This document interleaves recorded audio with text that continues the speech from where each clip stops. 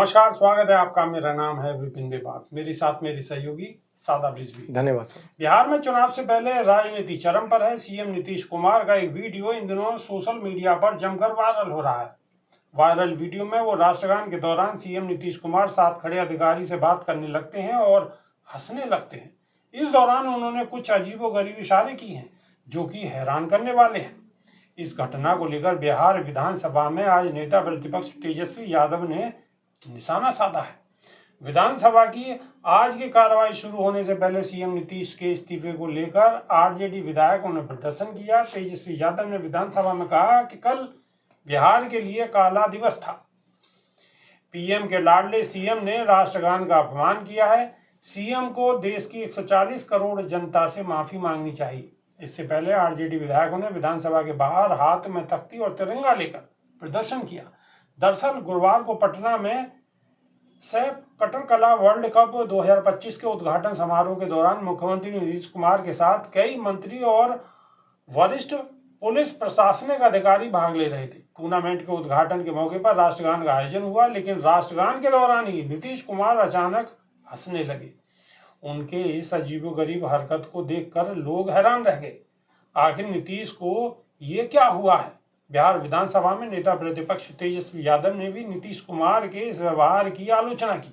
उन्होंने लिखा कि कम से कम कृपया राष्ट्रगान का तो अपमान मत कीजिए। माननीय मुख्यमंत्री जी, युवा, छात्र, महिला और बुजुर्गों को तो अब प्रतिदिन अपमानित करते ही हैं। कभी महात्मा गांधी जी के शहादत दिवस पर ताली बजाकर उनकी शहादत का माखौल उड़ाते हैं, तो कभी राष्ट्रगान का। सादा रिजवी, आखिर नीतीश कुमार को ये हुआ क्या है?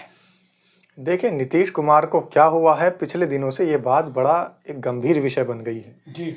जब से उनके विधायकों का आदान प्रदान, उनके सांसदों का, उनके नेताओं का आदान प्रदान हुआ है, तो सरकार के अंदर नीतीश कुमार खोए खोए से रहते हैं। अभी पिछले दिनों की बात है, एक दलित सम्मेलन में नीतीश कुमार पहुंचे और वो सम्मेलन चल रहा था तो वहाँ रुके नहीं।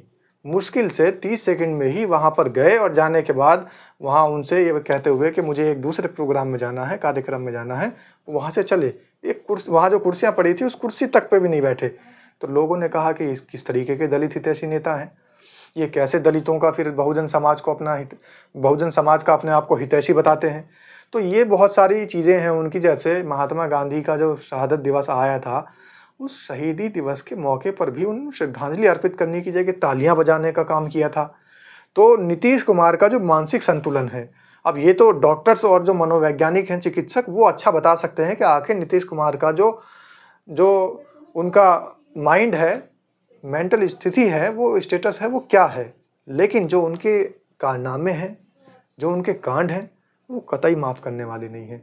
और मैं आपको ये भी बता दूं बेबाक जी कि जिस तरीके का काम उन्होंने किया है, राष्ट्रगान का अपमान करने का काम जो उन्होंने किया है, अगर उनकी जगह कोई उर्दू नाम वाला व्यक्ति अभी होता, इस पूरे देश के अंदर चर्चा का विषय बन गया होता और जगह जगह मुहिम छिड़ गई होती, जगह जगह विरोध प्रदर्शन शुरू हो गए होते और न जाने कौन कौन से नामों के दल, उल्टे सीधे जानवरों के नाम पर जो दल बनाए हुए हैं, उन दलों के लोग भी सक्रिय हो जाते और वो भी ये मांग करते कि हमारे देश के राष्ट्रगान का अपमान करने वाले को फांसी से कम सजा पर हम चुप नहीं बैठेंगे।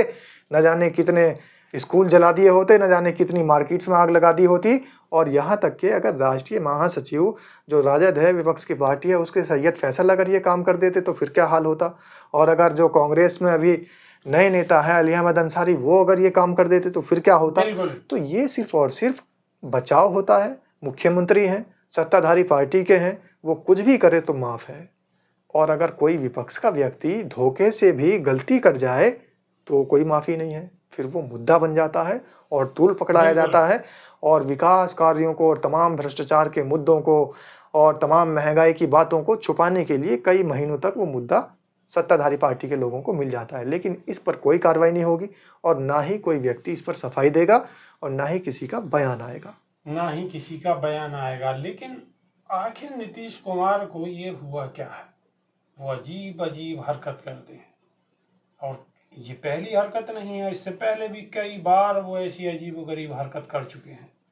तो नीतीश कुमार को कुछ हुआ है या नीतीश कुमार को कुछ कराया जा रहा है, ये भी अंदरूनी एक चर्चा का विषय बना हुआ है। बिल्कुल विभाग जी, सोशल मीडिया पर कुछ लोग ऐसे भी हैं जो ये कह रहे हैं कि नीतीश कुमार के साथ में ऐसा काम किया जा रहा है, उनको पता भी नहीं चल रहा। एक कहावत है कि सांप भी मर जाए और लाठी भी ना टूटे। तो इस तरीके की बातें भी चर्चा में शामिल हैं कि नीतीश कुमार को जिस तरीके से किसी व्यक्ति को कमज़ोर करना होता है, कुछ मेडिसिन्स के ज़रिए या किसी और चीज़ के ज़रिए उस व्यक्ति को कमज़ोर करने के लिए उसको वो चीज़ें दे दी जाती हैं और उसको पता नहीं होता। तो इस तरीके की अफ़वाहें हैं या सच्चाई है, ये बातें भी बाज़ार में बिल्कुल। खूब उड़ रही हैं। ये बहुत सारी बातें बाजार में चल रही हैं, तैर रही हैं, लेकिन सच्चाई क्या है हम और आप सिर्फ अंदाज़ा लगा सकते हैं। इसकी भी जांच होनी चाहिए, लेकिन देश में किस किस चीज़ की जांच होनी चाहिए और जांच करेगा कौन? क्योंकि वो तो खुद मुख्यमंत्री हैं, अगर जो चाहें वो कर सकते हैं, लेकिन कुछ ना कुछ तो गड़बड़ है जरूर। तो कमेंट के माध्यम से आप अपनी राय रख सकते हैं। अभी के लिए सिर्फ इतना ही। नई वीडियो में फिर रूबरू होंगे। बहुत बहुत शुक्रिया। नमस्कार। धन्यवाद।